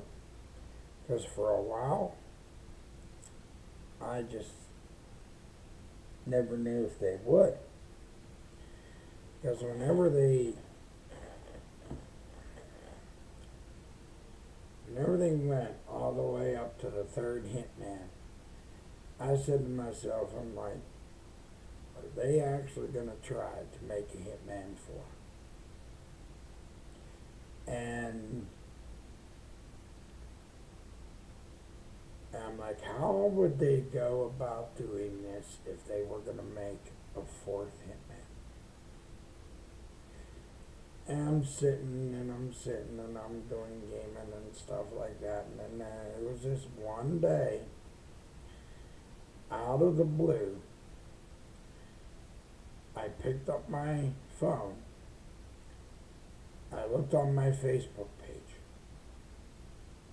And when I looked and I saw on my Facebook page, Hitman 4 coming out for PlayStation 5.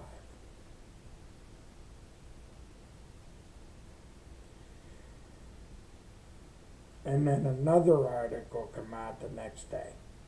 PlayStation 5, Xbox Series X and S, and Steam. Hitman 4.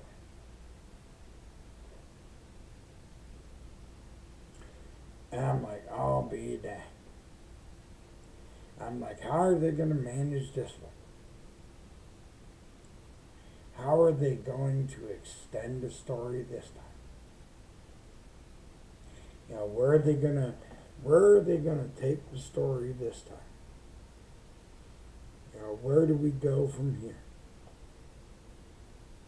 And that's one thing that I kept on thinking about that whole time, is where do they take it from here?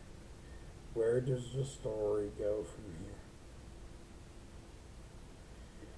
That's all I thought about that whole time, is where does the story go from here?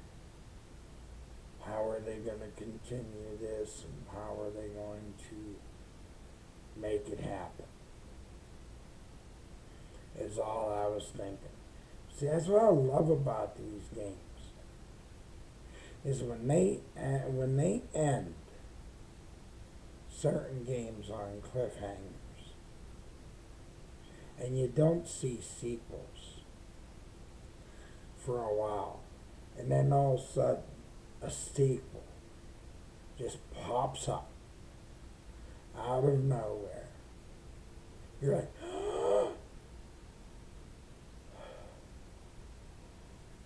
because you're shocked. You're like, they actually brought a sequel up. Because you come to the realization that after all, they're not letting you down. Yeah, they're giving you that sequel to that game that you thought wasn't coming and is actually going to show up. Yeah, it's the same as watching your favorite movie or TV show. And you finally get the sequel, long-awaited sequel, to find out what's going on, to end what it is you've been binge watching for how long. And then you're finally going to get the answers you've been waiting for.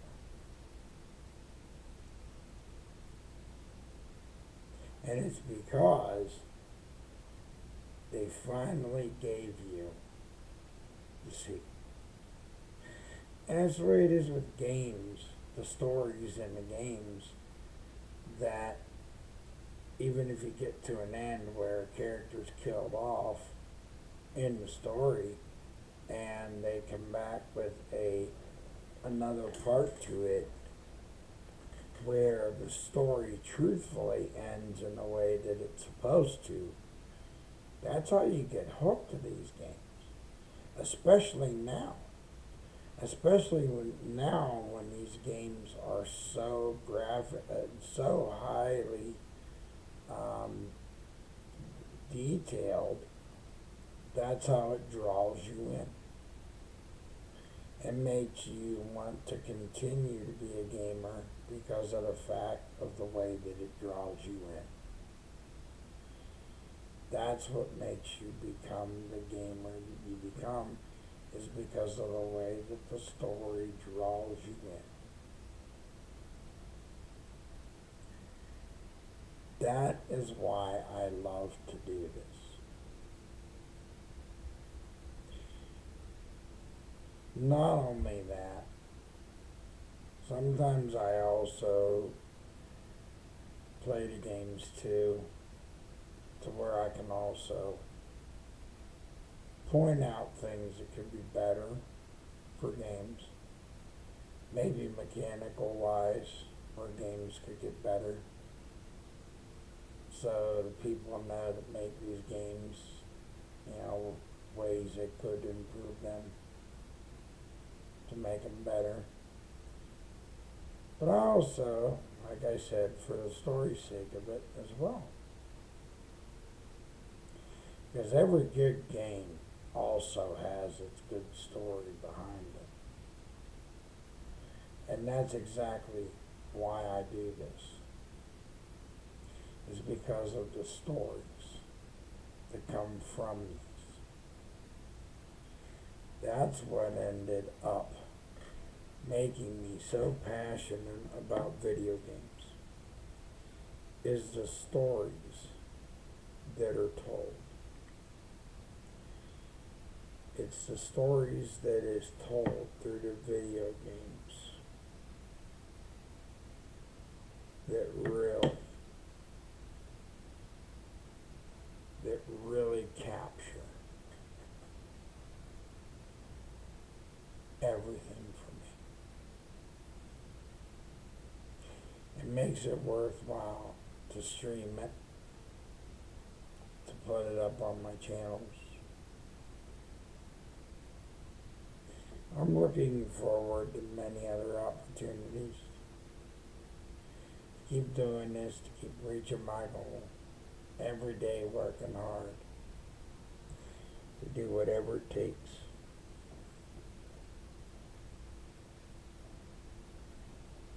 Because this is fun for me. It's enjoyable.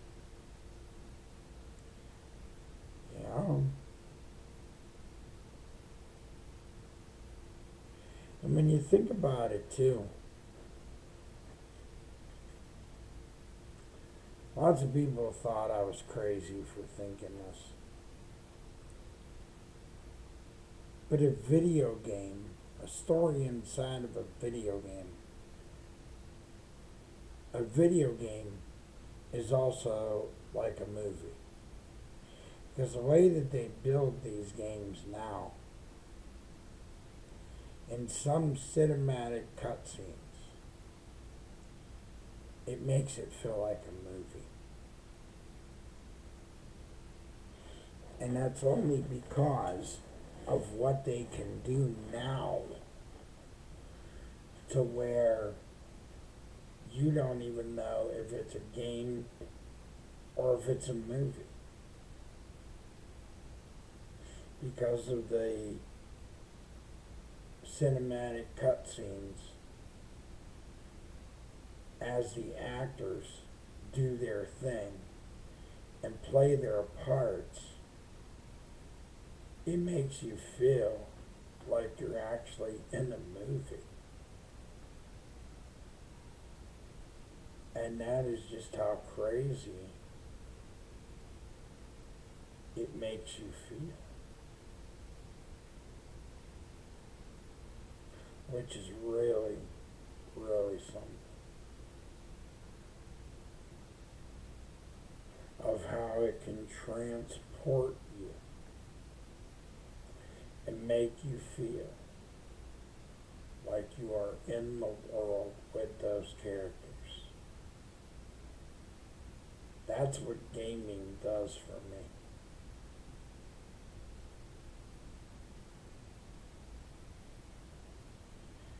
So, that's basically, I think, where I'll leave this and wrap it up for the night. But it was great to be a part of this. It was great to have all of you come by tonight, that came by, to be here to support me as I rambled on and talked on about a lot of different things. But remember, let's not argue with each other. And realize We need to band together as gamers and support each other through these tough times. We need to stop throwing rocks at each other and focus on the games. And most of all, trying to band together as brothers and as gamers in this. As the roads may get rough, the paths may get harder to walk, but the thing of it is, as long as we have the brotherhoods, the friendships, and the people there, nothing's impossible. Everything is very, very possible. Like I always say, before I end my show, top